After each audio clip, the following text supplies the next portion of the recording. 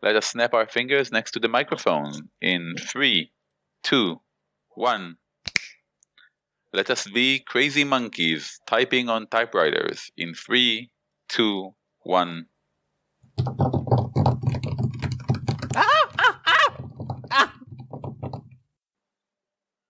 That was way better than I expected. That was impressive. Thank you.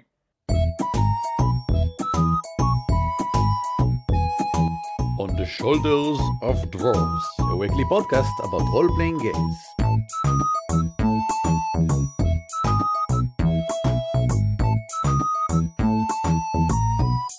Hello and welcome to On the Shoulders of Dwarves, a weekly podcast about role-playing games and the gamers who game them. My name is Eran Aviram.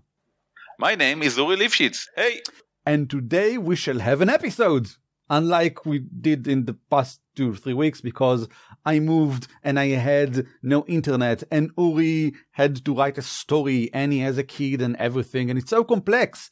And that made us realize that sometimes the things that we take for granted just aren't there. Like, having internet access or free time or just being able to do those things that you always do. Having an episode of On the Shoulders of Dwarves every Monday. That's the obvious, Uri. But sometimes the obvious is taken away. And that can also be the case in your games. But let us start and describe, Uri, what do we actually mean by it and why is it interesting? Of course. When we talk about taking away the obvious, we mean that there's lots of things that are taken for granted by your player characters. Yes, your player character, your specific game. Things that are always there. Now here's an interesting question. What happens when one of those things is gone? Unreachable, cannot be obtained. What happens next? Now, this can be on a global scale. Now imagine your setting. Sit down and imagine the setting that you currently play in. What would happen if all the gods would go away for a month or two? Go off to fight the great magical battle of the gods with other pantheons in other multiverses. And all divine magic is simply gone because no god grants powers anymore. Or maybe only healing magic has stopped for a while because it's the blood red moon of Angmar, and from now on no healing will be done. Or what would happen to your setting if all the arcane magic in your setting would dry up? No mana left for casting spells. Imagine the turmoil. Imagine the magical tower surrounded by magical energy field and protected by weirdly summoned beasts from the nether. Suddenly just sitting there for the plucking. I mean, what would happen? Now, each kind of these changes can be a catalyst for an amazing campaign on its own. This could also be a great change and an interesting one for an existing world. Again, think about your current game. How would any of these changes would affect your game? What would happen if there's a huge inflation and gold suddenly lost its value? Adventurers gonna adventure for what? Good point. Interesting. Maybe food becomes a thing that everyone is looking for and try to hunt down around the world. Yeah, I'm thinking a lot of games like The Quiet Year, in which in the beginning of the game, you state very specifically, okay, these are the resources that we have in plentiful, and this one really needed resource is very scarce. What do we do now? There's an excellent game called Legacy. It just went out in the second edition a few months back, and it's powered by the Apocalypse, and it's unique in that everyone is playing not only a character, but also the family, the tribe around the character. And when an age ends, you continue on with the family, but the character dies of old age, and then you get a new person. And ages can change, probably once per session, but it can be once per several sessions for a longer adventure. And then you get to see how your family evolves and changes the worlds around. And having abundances and scarcities is really a big part of the game. You chase whatever it is that you are lacking, and you can use whatever it is that you already have. And all of the rules refer to these things. Talking about indie games, by the way, because of course Legacy is an indie game, there are many, many indie games that basically take this thing that you just said, that is taking a generic fantasy world, a generic sci-fi world, whatever, twisting something about it by saying, wait, what if this wouldn't happen in this world?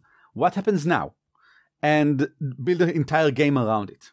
And you can see it even in the simplest of things. Like, for example, there's a game called Honey Heist, which I like because, first of all, some people out there in the internet already know it, even though it's very, very small and very, very indie. They know it because people in Critical Role played it. So now, people know of it. In Honey Heist, you play a bear that is chasing honey. And you have only two attributes: bear and criminal. Whenever you roll something, you roll either for being a bear or for being a criminal. Now, this is a specific case of what if the only thing that interests someone is honey, and what if the only thing you can do is be a bear or a criminal. And I like the game because, like with many, many indie games, they created specific rules for this very specific scenario. But I think we went maybe a bit too far. In many of the games, in my games, I probably won't want to change the entire world by, killing all the gods. Maybe I can do it in a single session. Maybe I can make a session or an adventure in which something is different, something that we take for granted doesn't exist, and then we can have some fun with it without affecting the entire thing. Exactly. This could be an amazing special session, special season, special adventure. It works on so many levels. So let's talk a bit about what kind of things we usually take for granted and we might want to tweak with them. Exactly. And remember, folks, you can use each one of those things on a small scale to create a cool adventure or an encounter, or to a much larger scale to change your whole setting. And let's start with one of my all-time favorites, environmental conditions. Now, when I say environmental condition, I mean laws of physics style environmental conditions. We all take gravity for granted. But why? We usually play in a magical or sci-fi universe where gravity can be very optional. How about an adventure that takes place in total darkness without the character being prepared for it? How about consider changing the current climate? If I think about great sci-fi and fantasy world, I'm thinking Athas or Dune. Both are desert worlds in which water are probably the most important element. Hoth is an ice planet on Star Wars. Why not have an adventure on Mars where the temperature are insane in any direction? And you have no air. You don't have oxygen to breathe. You actually have air, but you don't have oxygen. Yeah. And you can go, this is the classic, like having an adventure underwater, in the air, on the moon. But the key for all these and making these more interesting is not to cancel out the difficulty in some way. Yes. I've played a lot of adventures that were underwater, but basically just required us either to spend resources or time by gaining the ring of underwater breathing or whatever. And I think you miss something on that. I think you should embrace the difficulties and use it as a catalyst for novel ways of doing things. For example, let's take the moon. Okay, the whole party. We have an elf, an elven rogue, a barbarian halfling, and 2 human bards for some reasons, and they all want to fly to the moon and kill the moon dragon. Now, usually I would say, okay, you all get magical air rings of air breathing with air in them, and you go on this magical ship that sails through the air, and then you're on the moon. Now, that's a really bad example. I would say, no, you each have this hermetically sealed ancient armor that hold a bundle of air in it, and you have to go to the air wagon every hour and fill your suit with air. And every time you get damage, air leaks out. So you have to fill your suit with air more often. And if we were on the moon, heck, there's the low gravity there. So everybody get plus 20 to all your jump checks on anything. And you move twice as fast all the time in any direction. Now, you can use all those things to encourage new ways of thinking. For example, now you don't have a charge, you can have a jumping charge attacking from any direction with bonuses to match. If you have a new and interesting setting or encounter, use that which is interesting to enhance what's going on in the session. Don't just consider them as obstacles that the characters have to find a way around. So your favorite is environmental condition. Excellent. My favorite is tools and weapons. I like it when the players have to face a world without the tools they are used to, or with the tools that are in some way highly restricted by something. Maybe they restrict themselves. For example, what if material components are a thing? That is, when people cast magic, whatever, never mind which world we're talking about, when you use magic, you have to use material components. And this is not a thing that we'll gloss over by saying, okay, you have a pouch and you have everything in the pouch and you just, it's fluff. You take this feather and now you can cast a thing, whatever. No. You actually have to have the material component in order to cast it. And we will track it. And if you have to use a feather of a phoenix, and you have only 3, then you can cast this spell 3 times. And you should now consider very carefully when you're going to do it. And we can go even further and say things like the Paladin's Smite ability. In D&D 5, a Paladin can turn any spell into a Smite, which is basically more damage after a hit. That's like one of the most basic things a Paladin can do in D&D 5. We can say, oh, no. In order to do that, you actually need to pour some special oil on your blade every morning.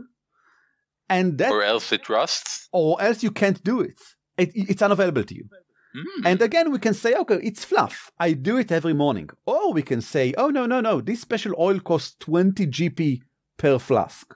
So you actually need to consider, wait, I only have enough money to buy 20 flasks. And now I have only 20 days in which I can then use this ability. And I need to think about it in the morning. Like a wizard preparing spells, I need to decide, wait, am I going to use Smite today? If so, I will use this vial of oil. But if not, I better keep it. And like the wizard spellbook, you can take it away. You, the GM, I mean, in some way. Especially, I mean, it's just flasks of oil. They are probably in something that is, I don't know, religious and elaborate, and there are all of these small gargoyle faces on the flask or something because, it's holy oil of some sort. You won't get it in a tiny flask of simple glass, but it still can be taken away or maybe break or whatever. That's awesome. Just, for using your basic tools of your trade, you suddenly need to pay a lot of attention / money / investment of time and effort. That's definitely taking away something that's obviously should be there. Well, this is also a possible solution to the question of my group has so much money and I don't know what to do with it. They don't know what to do with it. They just have a lot of money. You can say, well, there's upkeep. This is an example of an upkeep cost. But what if the fighter has an upkeep cost of about 20 GP per week? Because you need to sharpen your blade and you need to spend money on oils to oil your armor and you need to change parts in your armor, etc., etc. And suddenly adventuring makes sense because that's pretty much the only way you can earn enough money to support your job. Yes. Now, there are rules for it in, I think, both Pathfinder and D&D and probably other systems as well. But most of these, again, sort of skip on the problem. Because they just say, okay, you pay 20 GP and that's it. It's just a money sink. And that works. I like it. I said I like taking things away. I like it therefore I like it when the players feel as if it costs something to keep the things. And it's fine. But we can go a step further and say, no, you have 3 phoenix feathers. No, you have only 10 flasks of oil. It will be hard to get more. This is not just a cost that we reduce from your treasure. Think about it. It will become a thing for you. Generally speaking, lack of common resources, things that we would consider normal and fair in the system, like for example in D&D, okay? How can it be that I don't have a rope? Well, yeah, I know you might not have a rope, but most parties will not actually trek if you have, I don't know, chalk or a rope. We'll just assume you have some.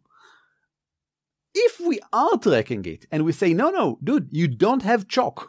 You can't actually do the very simple thing you just wanted to do. Let me see that character sheet.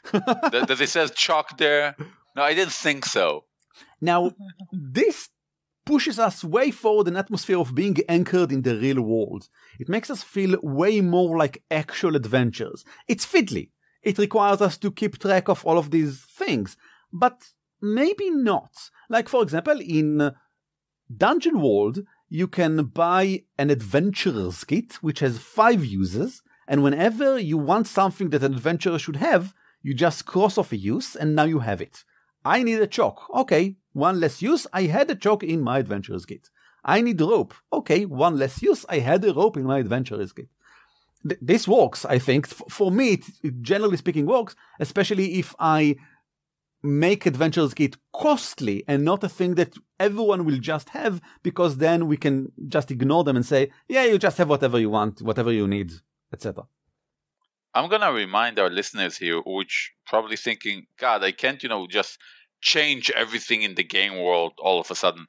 It doesn't have to be a magical shortage of metal doesn't work anymore unless properly oiled. You can simply make things more expensive. Remember, not available can also simply mean super expensive. There has been a war down south.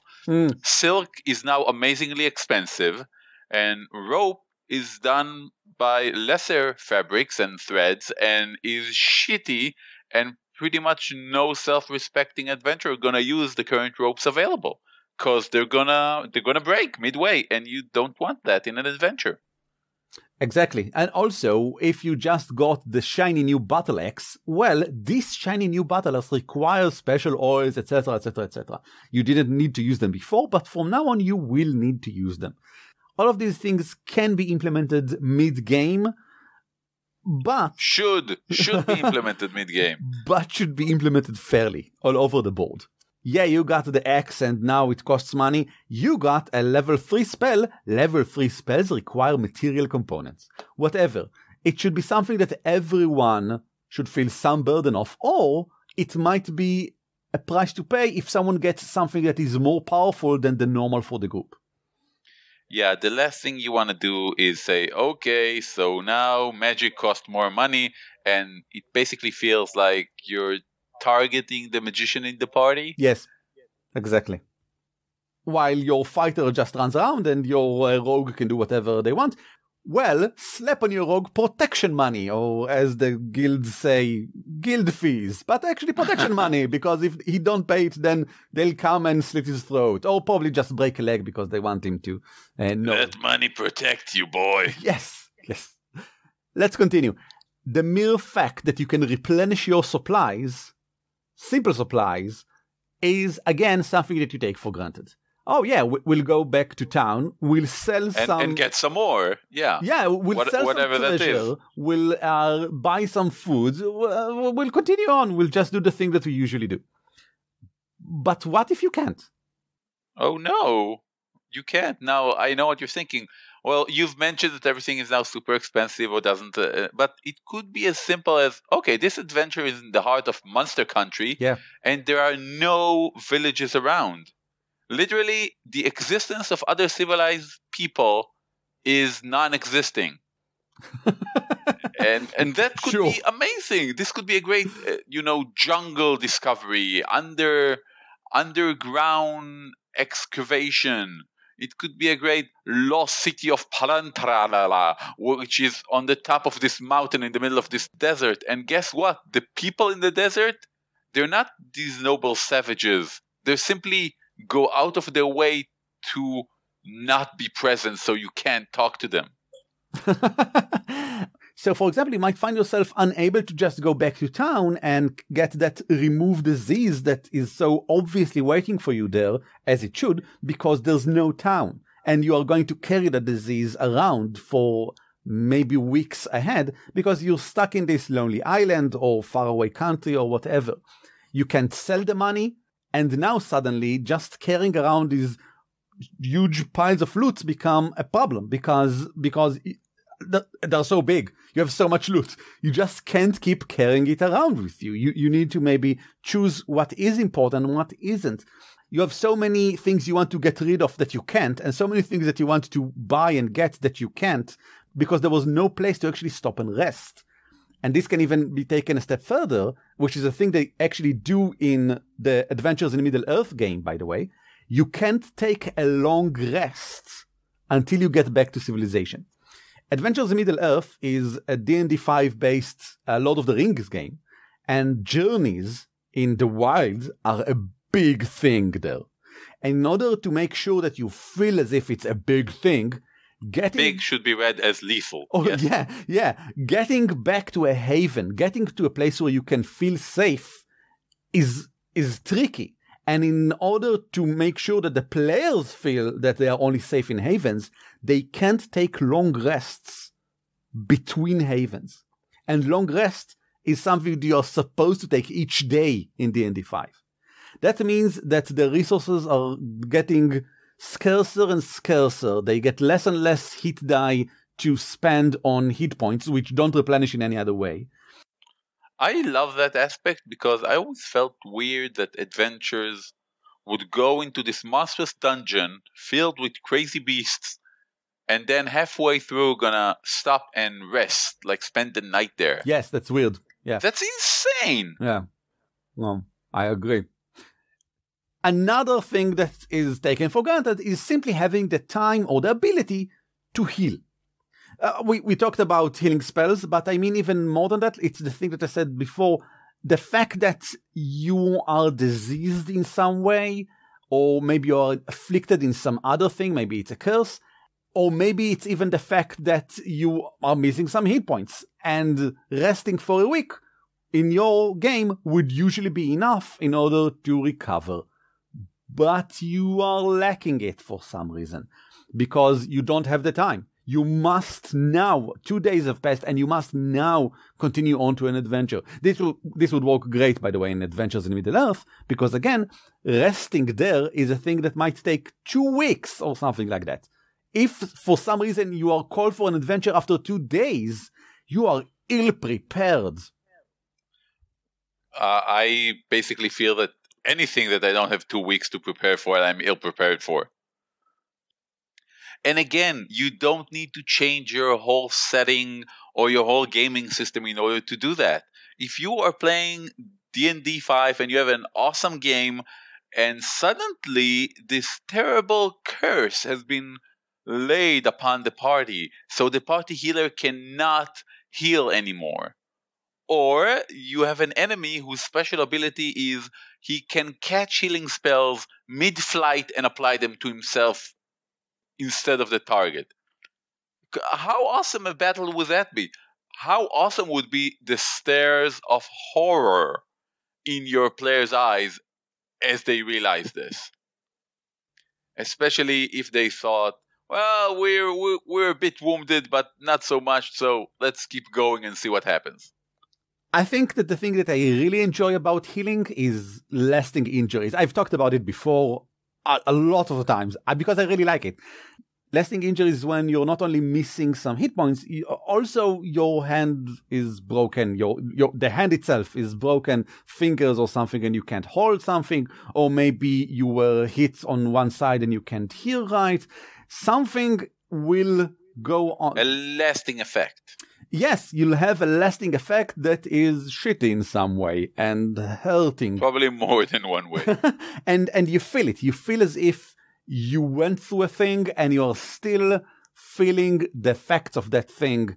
In systems that don't usually support lasting injuries, that are just attrition based, like for example D&D 5 and Pathfinder, simply having a lasting injury is such a non-normal thing to do. Is such a breaking out of the ordinary that I really suggest maybe thinking about doing some of them.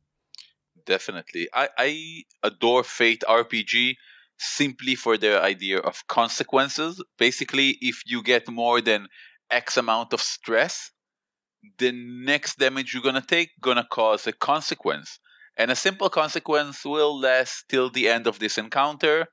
A more serious consequence gonna last till the end of this gaming session, and a really serious consequence gonna last until you're gonna do something to alleviate that. It could be something simple. For example, you have broke your arm, and until you go to the hospital and spend a month there, it's not gonna be healed.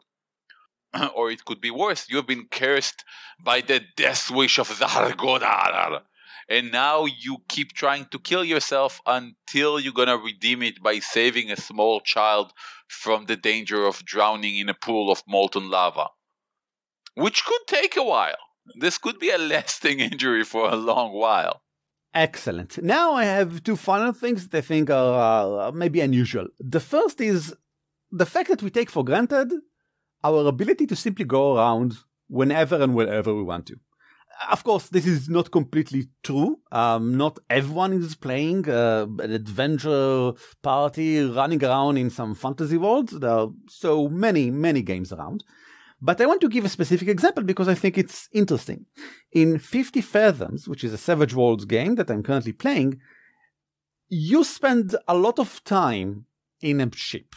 A lot of time. And they have a rule for it. It's called cabin fever. If you spend more than 30 days at sea, you start getting cookie. Anxious? I think it's kind of insane. I mean, you suffer from what is called cabin fever. In order to overcome it, in order to cancel it or prevent it from happening, you must spend at least a week carousing in some port somewhere. That is, you have to get to a shore, you have to spend money and roll on the table, by the way. There's a cursing table and all sorts of things can happen to you while you're doing it. It's awesome. And only after that can you go back to sea. And this is not the sort of thing that most parties, I think, must adhere to in other games. I want to go to the mountains. Okay, how much time will it take me to get to the mountains?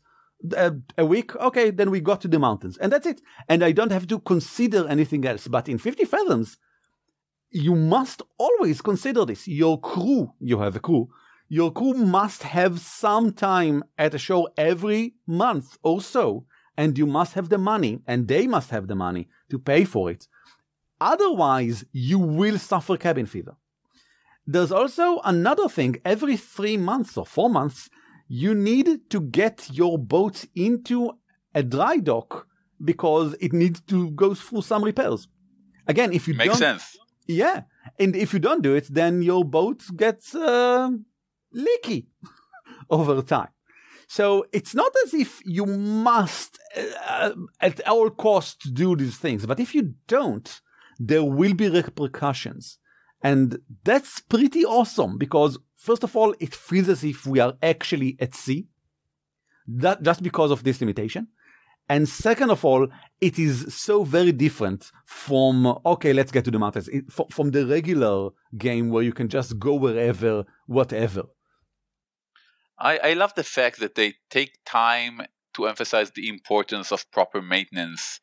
I remember years ago, I visited Panama City and I was in the Panama Canal, and the guide said, well, you know, these gates, the Panama Canal gates, which are huge chunks of metal beasts, it's like, I don't know, it's huge, it's humongous.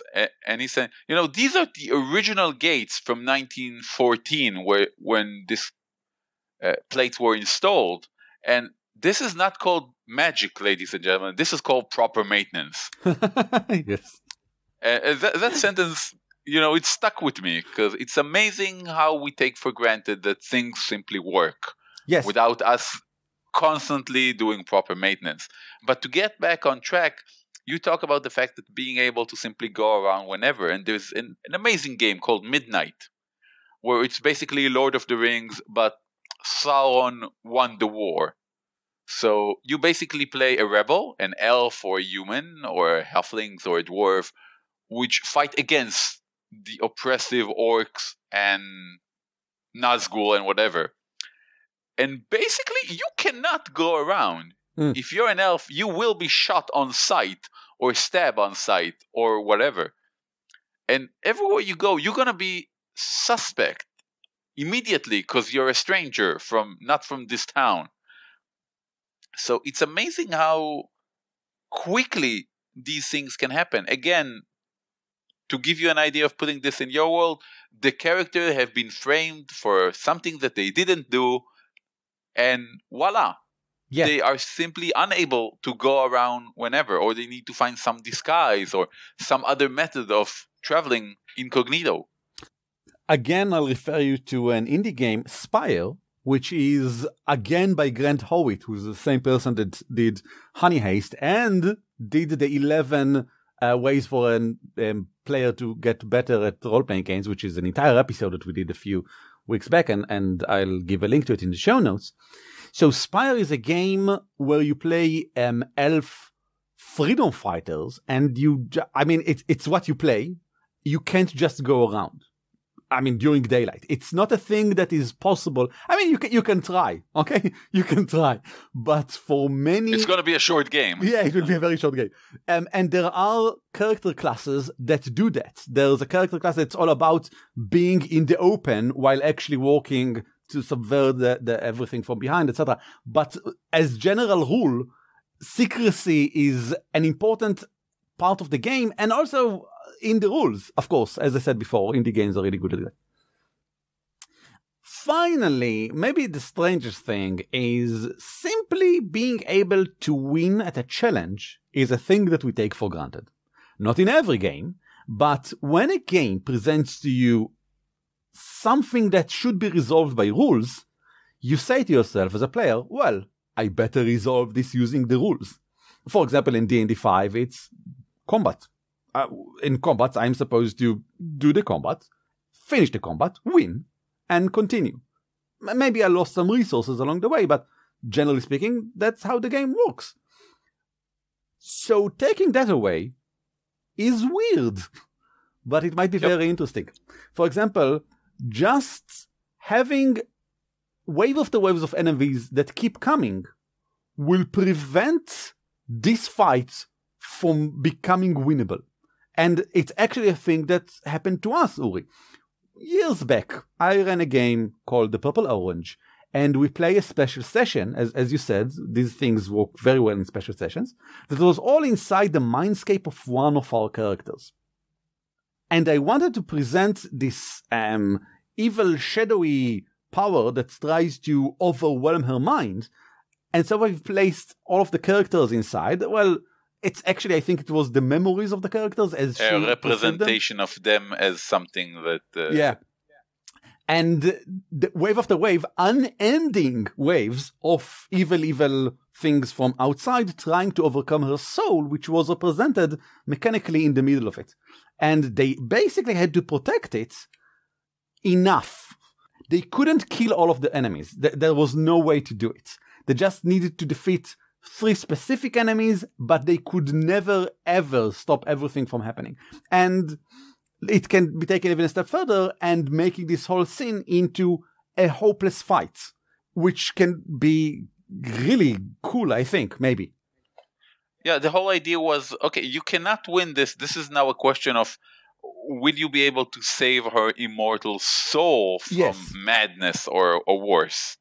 Yes. Which is nice, because it's changing the victory conditions, is change the whole perspective of what's happening.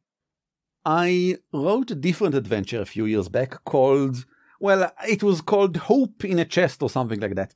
But I called it Pulling the Annoying Artifact. That was the name of the adventure, because it was all about all of it. It was a one-shot, 4 hours, all about pulling an annoying artifact.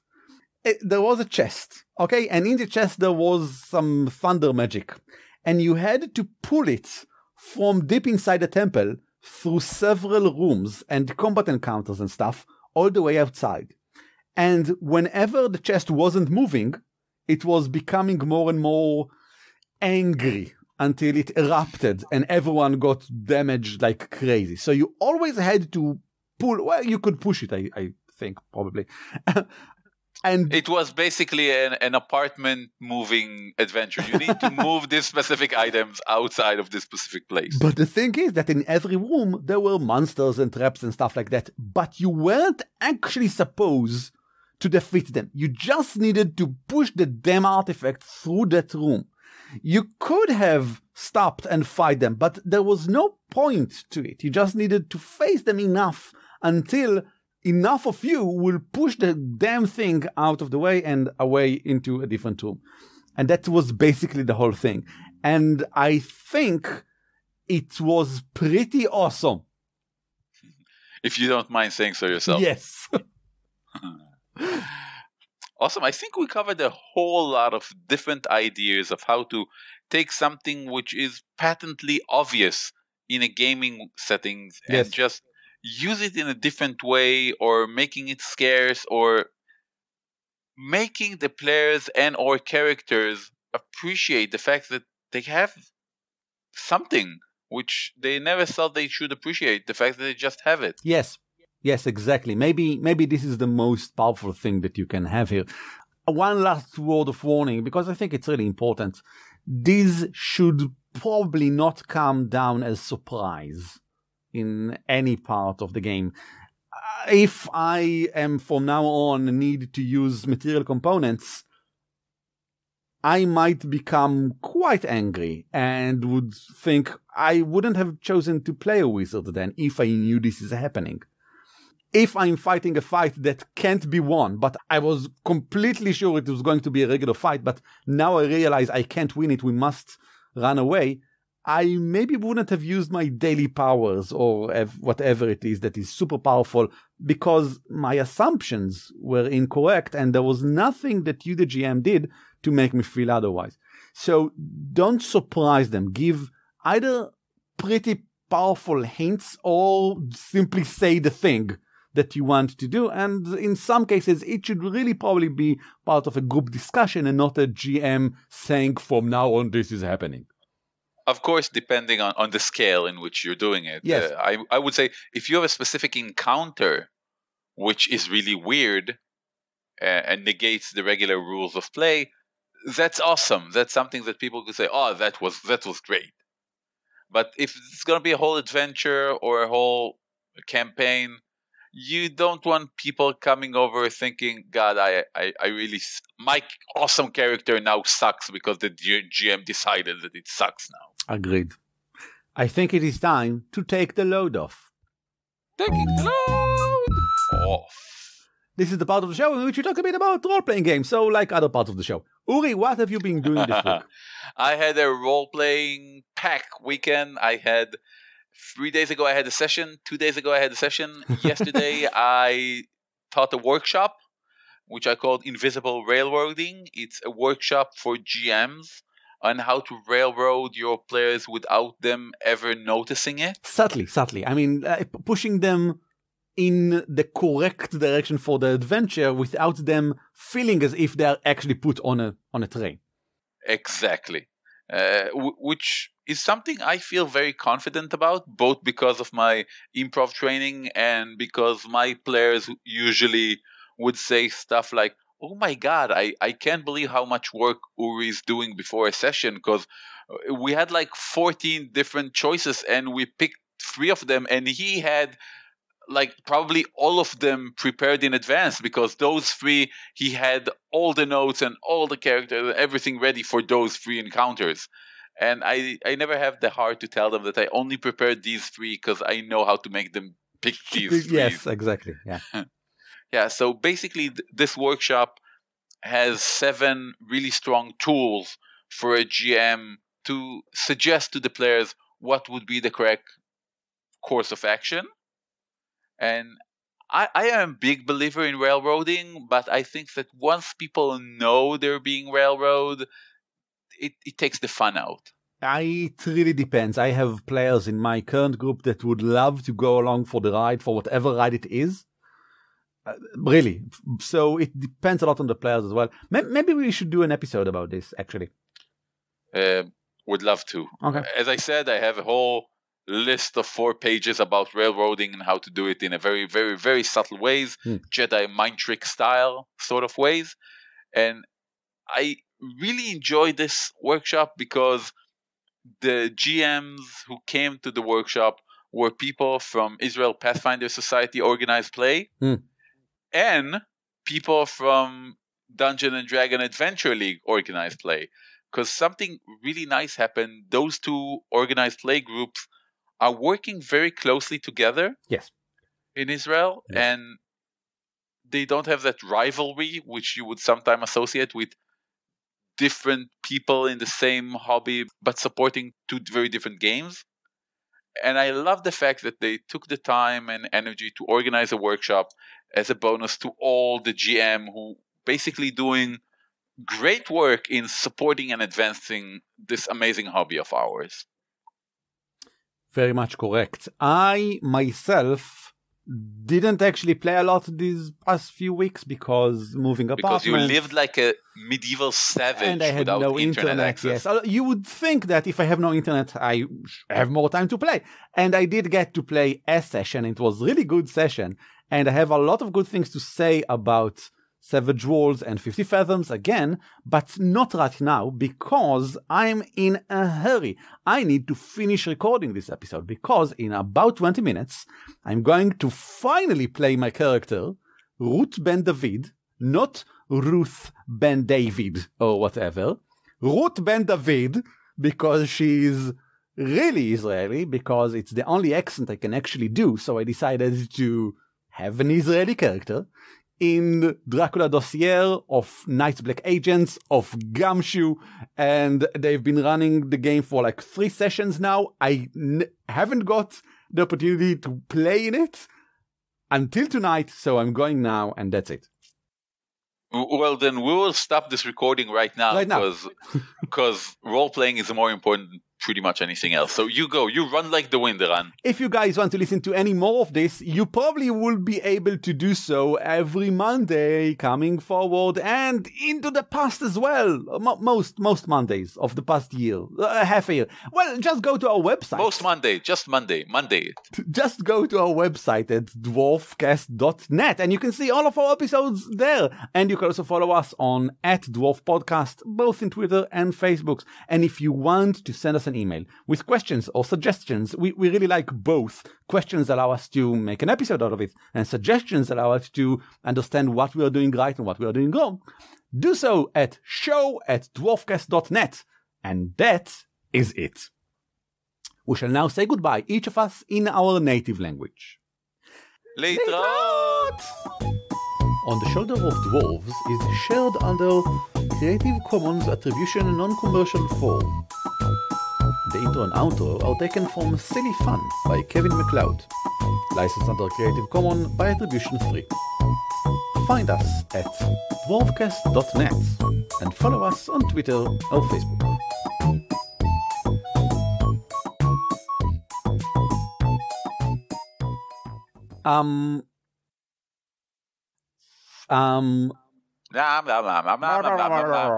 Cuckoo!